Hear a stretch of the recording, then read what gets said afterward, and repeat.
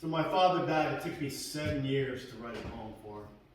I wrote 3 in 1 week. This is one of them. I think I've always liked to watch the taking off and landing of fighter jets. It's in my blood. It was probably my first love. I like to hear the roar of the engines, to feel the afterburner vibrate in my chest. It reminds me of childhood baseball games, long, lazy, golden summer sunsets, and crisp, early winter nights, with the sound of jets in the background, like a soundtrack to my life. Sometimes I sit at the end of the runway, but today nobody is taking off and nobody is coming home.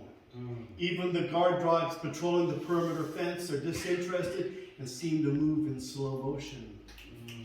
The heat haze on the tarmac brings into focus distant hangars, sharp and then distorted, melting like boots on 140-degree plus flight lines. And I remember things my father said. Vietnam, it was too hot to move. Way too hot to stop moving. Loading heavy metal, napalm, missiles, Agent Orange, death. Just thinking about the comfort in the hangar, where it's only 110, but it is in the shade. Shade is always a good thing. That's why I like the nights. Everything is shaded to match my father's skin. The deeper shadows match his eyes. The darker shadows match my heart. Because I have seen too many horrors. The glory and fortunes of war are only lies and propaganda, feeding childhood fantasies, recruiting cannon fodder in preschool, to harvest the disaffected at 18. Tell it. All the heroes I've ever worshipped are lies. All the heroes I ever served with are dead. Some just on the inside.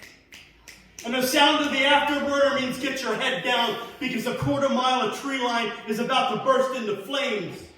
And the sound of the afterburner means we are being watched or being watched over. And it is very important to know which and by whom.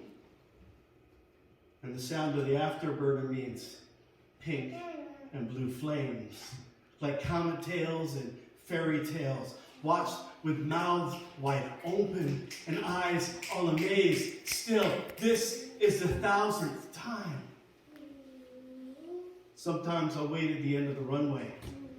I want to hear the sound of the afterburner. I want to hear the sound of jets powering down. I want to know that flight ops is over and that my dad will be coming home soon.